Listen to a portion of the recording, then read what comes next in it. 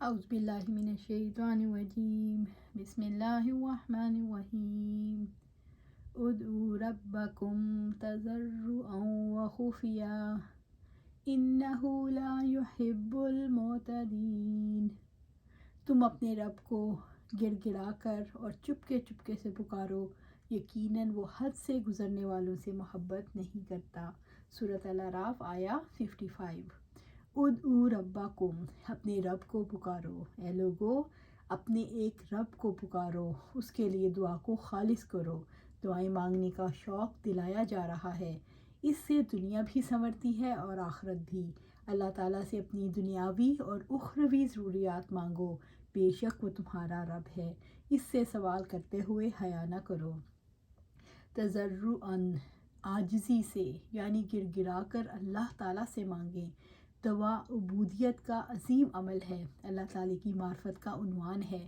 جب ہم اس کے آگے ہاتھ بلند کرتے ہیں اور اسے حکارتے ہیں تو اعتراف کرتے ہیں کہ اللہ تعالیٰ موجود ہے، وہ سب کچھ سننے والا، سمیع اور ہر چیز پر قدرت رکھنے والا ہے، اور وہی ہے جو غم دور کرتا ہے، دعائیں قبول کرتا ہے۔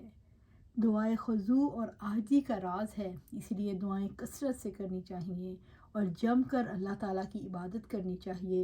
نبی صلی اللہ علیہ وآلہ وسلم نے فرمایا کہ دعا جو ہے وہ عبادت کا مغز ہے، دعا عبادت کا مغز ہے۔ وخفیتاً، اور چپکے سے، یعنی دل کے خضوع اور اس کی وحدانیت پر یقین رکھتے ہوئے چھپ چھپ کر خالص اللہ کے لیے آہوازاری کریں، بلند آواز سے اعلانیہ نہ گڑ گڑائیں جس سے ریاکاری کا اندیشہ ہو۔ ابو موسیٰ اشعری رضی اللہ تعالیٰ عنہ کہتے ہیں، لوگوں نے زور زور سے دعائیں مانگنی شروع کیں تو آپ صلی اللہ علیہ وسلم نے فرمایا، اپنے اوپر رحم کرو، کیونکہ تم کسی بہرے اور غیر موجود کو نہیں پکار رہے، تم جس کو پکار رہے ہو وہ خوب سننے والا اور تمہارے پاس ہی ہے۔ اللہ تعالیٰ سے عاجزی سے اور چپکے چپکے سے دعائیں مانگو۔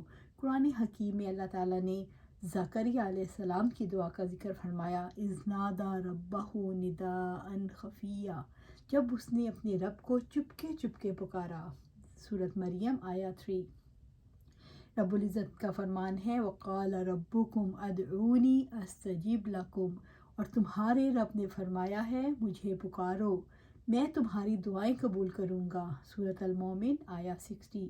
وَإِذْ سَأَلَكَ عِبَادِي أَنِّي فَإِنِّي قَرِيبٌ أُجِيبُ دَعْوَةَ الدَّاعِ إِذَا دَعَانِي فَلْيَسْتَجِیبُوا لِی، اور جب میرے بندے آپ سے میرے بارے میں سوال کریں تو یقیناً میں قریب ہی ہوں، میں پکارنے والے کی دعا قبول کرتا ہوں۔ جب بھی وہ مجھے پکارتا ہے تو لازم ہے کہ وہ میری بات مانے۔ سورۃ البقرہ آیا 186۔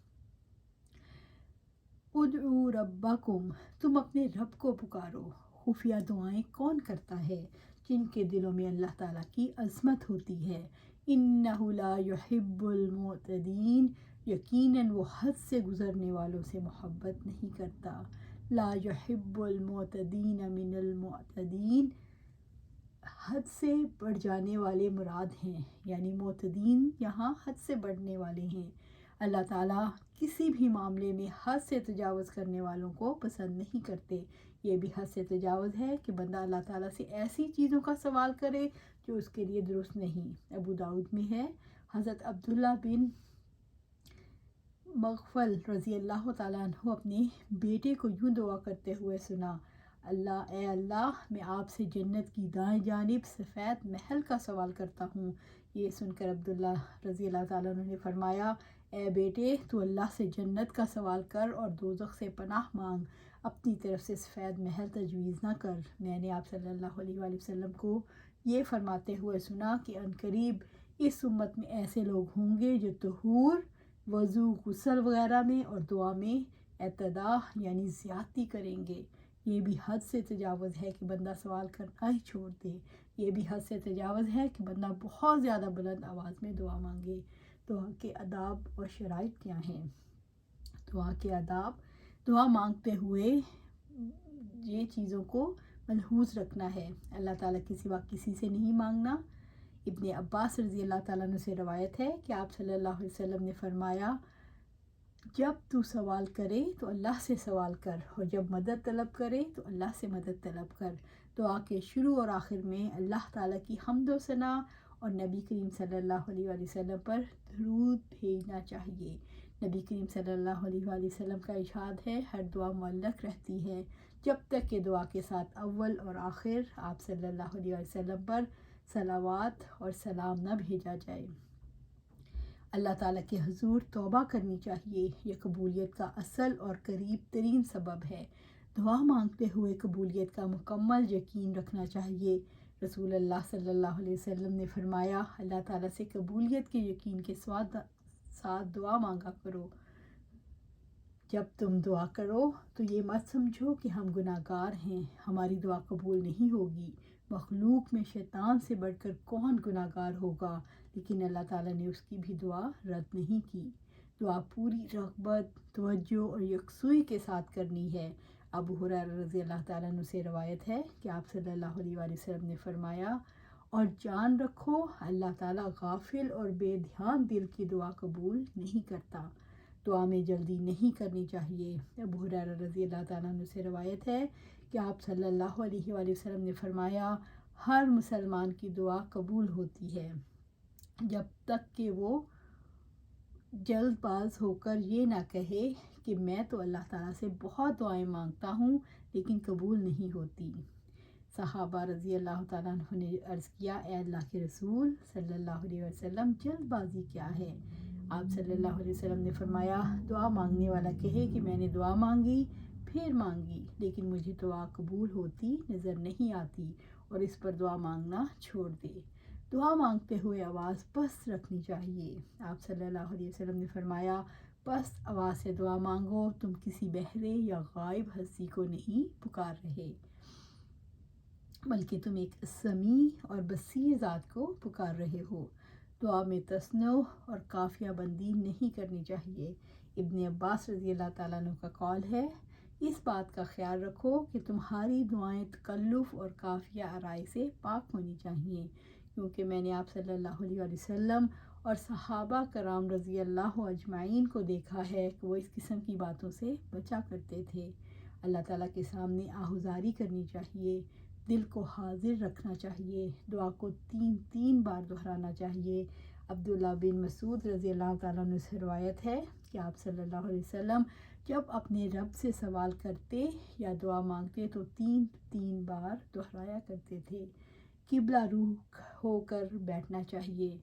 عمر رضی اللہ تعالیٰ عنہ سے روایت ہے کہ آپ صلی اللہ علیہ وآلہ وسلم نے جنگ بدر میں مشرکین کی طرف نظر دوڑائی تو ان کی تعداد 1000 تھی، اور صحابہ رضی اللہ اجمعین 319 تھے۔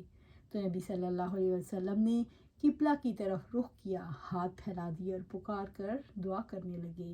دعا میں ہاتھ بلند کرنے چاہیے۔ سلمان فارسی رضی اللہ تعالیٰ عنہ فرماتے ہیں کہ آپ صلی اللہ علیہ وآلہ وسلم نے فرمایا، تمہارا رب بڑا حیا کرنے والا اور سخی ہے، جب بندہ اس کے حضور ہاتھ اٹھاتا ہے تو انہیں خالی لوٹاتے ہوئے اسے شرم آتی ہے۔ دعا مانگنے والے کا رزق حلال ہونا چاہیے۔ اللہ تعالیٰ کے ناموں کے حوالے سے دعا کرنی چاہیے۔ رب العزت فرماتے ہیں، وَلِلَّهِ الْأَسْمَاءُ الْحُسْنَىٰ فَادْعُوهُ بِهَا، اور سب اچھے نام اللہ تعالیٰ ہی کے ہیں، ان کے ساتھ پکارو۔ سورۃ الاعراف آیا 180۔ قطع رحمی یا گناہ کی دعا نہیں مانگنی چاہیے۔ دعا دل جمی اور 2 ٹوک الفاظ میں ہونی چاہیے۔ انس رضی اللہ تعالیٰ عنہ فرماتے ہیں کہ آپ صلی اللہ علیہ وآلہ وسلم نے فرمایا، جب تم میں سے کوئی دعا کرے تو اللہ سے پختہ ارادے کے ساتھ سوال کرے، اور یوں نہ کہے، اے اللہ اگر تو چاہے تو عطا فرما، اس لیے کہ اللہ پر کوئی زبردستی نہیں کر سکتا جو اسے دعا قبول کرنے سے روک لے۔ دعا مانگنے سے پہلے اپنے گناہوں کا اعتراف اور اظہار ندامت کرنا چاہیے۔ ابی بن کعب رضی اللہ تعالیٰ عنہ فرماتے ہیں کہ آپ صلی اللہ علیہ وآلہ وسلم جب کسی کا ذکر کرتے اور اس کے لیے دعا کرتے تو پہلے اپنے لیے دعا فرماتے۔ اپنے نیک کاموں کو وسیلہ بنا کر مانگنا چاہیے۔ آپ صلی اللہ علیہ وسلم نے فرمایا، بنی اسرائیل کے 3 اشخاص نے ایک غار میں بارش کی وجہ سے پناہ لی تو ایک پتھر سے غار کا منہ بند ہو گیا، تو غار میں پھنس گئے۔ ان میں سے ہر ایک نے اللہ کے حضور اپنے نیک کام کو وسیلہ بنا کر دعا مانگی اور ان کی دعا قبول ہوئی اور غار کے منہ سے پتھر ہٹ گیا۔ یہاں حد سے گزرے ہوئے رویے سے کیا مراد ہے؟ دعا میں حدود سے باہر نکلنا، جیسے یعنی بہت اونچی آواز میں باتیں کرنا، یعنی بہت اونچی آواز میں بلانا یا بہت زیادہ اپنے آپ کو سمجھنا، حد سے گزر جانا۔ دعا میں تصنع اور قافیہ بندی نہیں کرنی، یعنی کہ اس کو قافیے ملا کے اس کی صورت میں پڑھا جائے کہ بہت زیادہ اس کو قافیے ملائے جائیں۔ تو اللہ سبحانہ تعالیٰ سے دعا ہے کہ ہم بھی ہر وقت اللہ سبحانہ تعالیٰ سے مانگتے رہیں، کیونکہ اللہ سبحانہ تعالیٰ مانگنے والے کو پسند کرتا ہے، جو نہیں مانگتا اللہ تعالیٰ پھر چاہتا ہے کہ ہم اس سے مانگیں۔ یہ انسانوں کی طرح نہیں کہ جب ہم کسی سے مانگتے ہیں تو ہم سے پیچھا چھڑاتے ہیں، ایسی بات نہیں۔ اللہ تعالیٰ پسند کرتا ہے جب ہم اس سے مانگتے ہیں، تو اور کس سے مانگنا ہے؟ اسی سے تو مانگنا ہے، اور یہی دعا جو ہے وہ پوری عبادت کا مغز ہے۔ یہ بھی عبادت ہے، جب ہم دعا مانگتے ہیں تو اللہ سے ہمارا کنیکشن ہوتا ہے، ہم اللہ سے باتیں کرتے ہیں اور اس سے مانگتے ہیں۔ تو یہ اللہ سبحانہ تعالیٰ سے دعا ہے کہ ہم قرآن و سنت میں پر عمل کریں اور ساری وہ دعائیں مانگیں جو مسنون دعائیں ہیں، ان دعاؤں کو یاد کریں، اور ہر موقع پر جب آپ صلی اللہ علیہ وسلم نے جس دعا کو پڑھا ہم بھی اس کو اپنی زندگی میں شامل کریں۔ آمین یا رب العالمین۔